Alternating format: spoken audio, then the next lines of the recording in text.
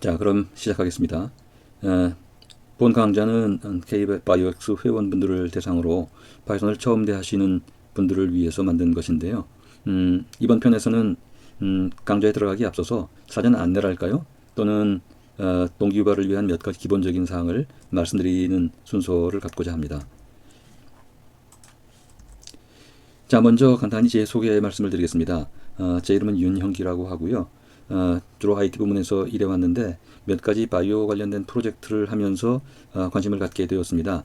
따라서 IT 부문은 상대적으로는 좀 친숙한 편이긴 하지만 바이오 관련해서는 여러분들로부터 많이 배워야 할 입장입니다. 어차피 오늘날 기술이 급변하고 있기 때문에 모든 걸 한 사람이 할 수 있는 세상은 아니지요. 서로 협력하면서 보다 더 큰 성과를 거두는 계기가 되었으면 합니다. 자, 그러면 아주 쉬운 얘기부터 시작해 보겠습니다.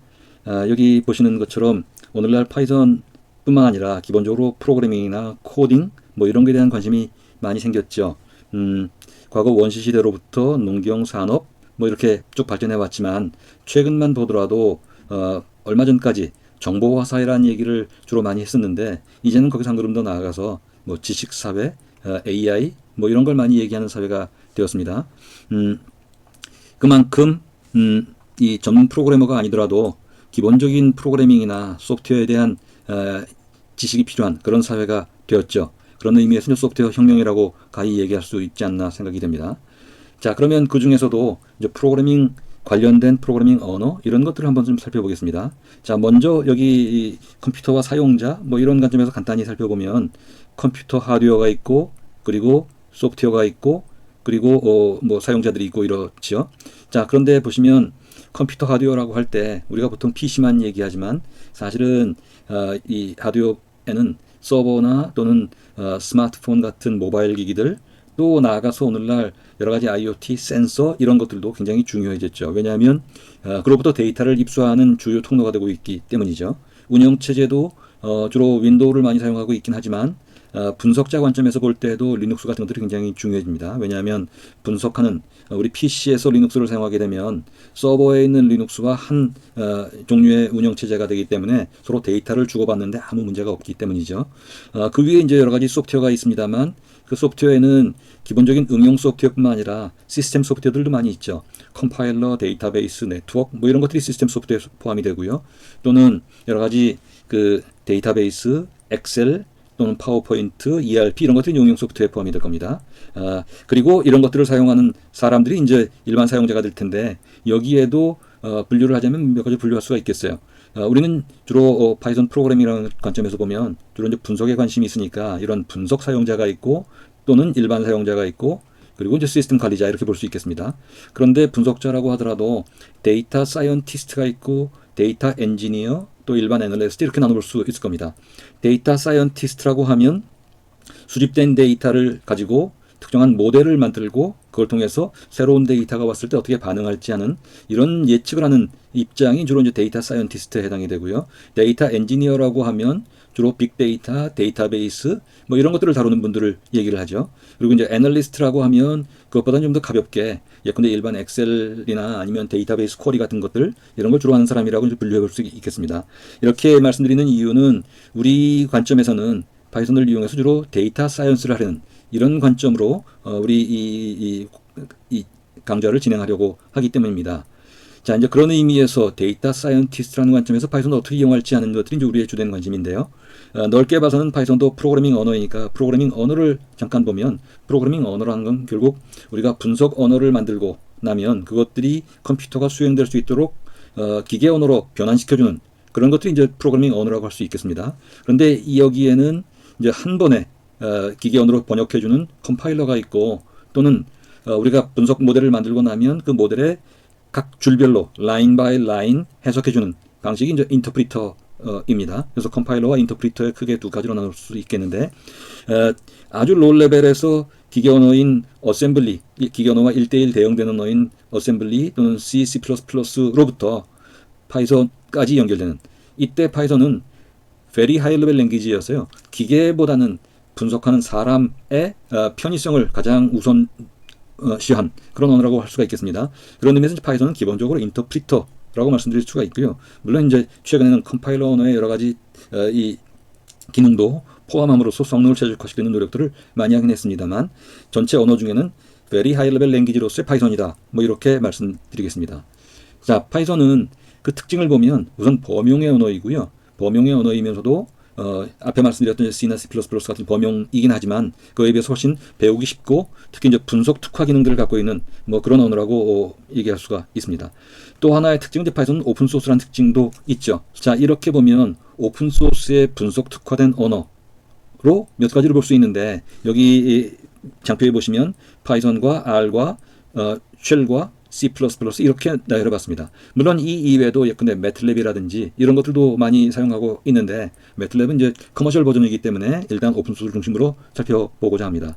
자, 파이썬은 범용의 언어이고요. 이것은 어디에 대응되냐 하면 R이 도메인 스페시픽 랭귀지, 특정 도메인에 특화된, 분석 특화된 언어라는 점에서 좀 차이가 있습니다. 우리가 파이썬을 분석 관점에서 학습하고자 하지만 그 이외에도 보안, 웹, 뭐 여러 가지로 데이터베이스 많이 이용할 수 있죠. R 같은 경우는 아예 분석에 특화된 언어라는 특징이 있습니다. 쉘 언어의 특징은 주로 유닉스나 리눅스의 환경에서 사용할 수 있는 것이고요. C++나 C 같은 것들은 제너럴 퍼포스이긴 하지만 상당히 상대적으로 로우 레벨 언어라는 특징이 있습니다. 장단점을 살펴보면 파이썬은 앞에 말씀드린 이 C로 만들어져 있긴 하지만, 그렇게 만들어진 파이썬을 이용한 거의 대부분의 패키지나 라이브러리 같은 것들이요, 예컨대 딥러닝이나 AI용 패키지 또는 분석용 통계 패키지, 이런 것들이 전부 파이썬으로 만들어져 있기 때문에 내부의 로직을 전부 우리가 투명하게 바라볼 수 있다는 장점이 있죠. 이거는 뭐에 대응되냐면, R 같은 경우가 아주 파워풀한 언어이긴 하지만 R의 패키지는 거의 대부분이 95% 이상이 C나 C++로 만들어져 있기 때문에 R을 쉽게 사용할 수 있지만, R의 특정 패키지가 어떻게 동작하는지를 보려면 다시 C나 C++로 이해할 수밖에 없다는 차이가 있습니다. 그러면서 투명성을 강조한 것이고요. 그 다음에 AI 쪽에는 오늘날 아주 주된 역할을 하고 있습니다. 그 다음에 방대한 패키지와 커뮤니티, 이런 것들이 장점이라고 할 수 있고, 단점이라고 한다면 하위 호환성 같은 것들이 좀 부족합니다. 이 얘기는 상당히 이제 공격적인 이 개발 방침을 정하고 있기 때문인데요. 현재 파이썬의 버전이 파이썬 3.13인데 예컨대 이전에 파이썬 버전 3.5로 만들어진 프로그램이 있다면 그 프로그램을 현행 시점에서 3.13의 새로운 환경에서 돌아간다는 보장을 할 수가 없어요. 왜냐하면 계속 버전업이 되면서 새로운 기능들이 추가되지만 또 기존에 쓰던 것들 중에 일부를 없애버리기도 하거든요. 이건 이제 최적화라는 관점에서 아주 공격성을 띠고 있기 때문인데요. 이제 그런 것들을 보완하기 위한 예컨대 버추얼 인바이러먼트 이런 기능이 있긴 하지만, 어쨌든 이런 호환성 측면에서는 상당히 좀 급진적으로 진행하고 있다는 점이 있습니다. 또 한 가지는 이제 기본적으로 인터프리터 언어이기 때문에 컴파일드 언어에 비해서는 좀 성능이 떨어지는 측면이 있죠. 자, R의 장단점을 보면 R의 장점으로는 통계 부문 단연 으뜸이고요. 또 시각화 부분은 파이썬에서도 상당히 부러워하고 있습니다. R에서 시각화 부분은 아주 유려하면서도 사용하기 쉽게 만들어져 있죠. 우리가 여기서 얘기하는 시각화는 일반 사용자가 사용하는 그런 인포그래픽 관점이 아니고, 분석자들이 어떻게 유용하게 다차원 데이터를 바라볼 수 있느냐, 이런 관점을 얘기하는 것이고요. 시각화 쪽에 특히 R이 아주 강점이 있습니다. 또 굉장히 많은 패키지가 있고요. 이런 특화된 패키지이죠. 분석 특화된 패키지가 거의 한 2만 개 가까이 된다고 알려져 있습니다. 또 바이어 컨덕터 같은 것들은 파이썬에서 따라갈 수 없을 정도로 아주 특화된 패키지들이 많이 있습니다. 다만 이제 단점에서는 로레벨로 패키지가 만들어져 있다는 점, 또는 메모리의 한계, 이 부분은 모든 데이터를 메모리로 넣기 때문에 빅데이터 같은 경우는 R에 사용하다 보면 R이 뭐 죽거나 뭐 이런 경우가 종종 생기기도 하죠. 뭐 이런 장단점이 있습니다. 이건 이제 언어의 특징이기도 하죠. 쉘은 사용은 용이하지만 리눅스에서만 이용할 수 있다는 점이 있고, 기능이나 또는 패키지 면에서는 분석 관련해서는 R이나 파이썬에 비교할 수 없을 정도로 좀 적은 편입니다. C나 C++는 확장성이나 성능은 뛰어나지만 아주 로우 레벨이기 때문에 우리가 일반 사용자들은 이 분석에 적극적으로 이용하기가 어렵다는 한계가 있죠. 자, 바이오 분야에 특화해서 본다면 뭐 말할 나위 없이 여러분들 잘 아시는 수많은 분야에 지금 파이썬이 이용되고 있습니다. 여기 지금 나와 있는 것들 뿐만 아니라 굉장히 많은 것들이 있습니다만, 여기 각각마다 괄호 안에 있는 것들은 이 분야에서 대표적인 패키지 같은 것들이라고 할 수가 있어요. 그래서 예컨대 바이오 파이썬이라든지 뭐 이런 것들이요. 또 그 단백질 폴드 분석을 위한 뭐 알파 폴드, 로제타 폴드를 비롯해서 DPM 같은 것들은 이 케미칼 분야에서 딥러닝을 이용하기 위한 여러 가지 알고리즘들을 아주 효율적으로 만들어서 제공하고 있습니다. 또 RDKit 같은 것들이 이제 몰레큘러 디스크립션 관련해서 굉장히 많은 내용들을 담고 있죠. 자, 파이썬을 얘기할 때 AI를 빼놓을 수가 없을 겁니다. AI라고 얘기할 때 우리가 이 강좌와 관련해서 특히 유념할 점은 일반적으로 잘못 알려져 있는 또는 오해하기 쉬운 일종의 미스 또는 뭐 미스컨셉션 이런 것들과 좀 분리할 필요가 있다고 생각하게 됩니다. 무슨 얘기냐면 AI가 무슨 매직이나 마술 뭐 이런 것들이 아니고요. 우리가 바라볼 때 AI는 기본적으로 데이터에 기반한 AI라는 겁니다. 데이터를 분석하기 위한 또는 데이터 분석 그 자체가 가장 중대한 AI를 구축할 때 데이터가 없이는 불가능하니까요. 그런 관점에서 AI는 어떻게 보면은 fancy statistic 뭐 이렇게 얘기할 수 있을지도 모르겠어요. 그래서 우리가 AI라고 얘기할 때는 뭐 뒤에 이제 일부 또 말씀드리겠습니다만 머신러닝, 딥러닝을 포함한 그런 관점에서의 데이터를 어드밴스드 데이터 프로세싱 또는 어드밴스드 데이터 애널리틱스 이런 관점에서 프리딕션 모델 즉 데이터를 수집하고 그 데이터를 통해서 새로운 모델을 만드는 이런 쪽에 이제 우리 주된 관점을 가져갈 것입니다.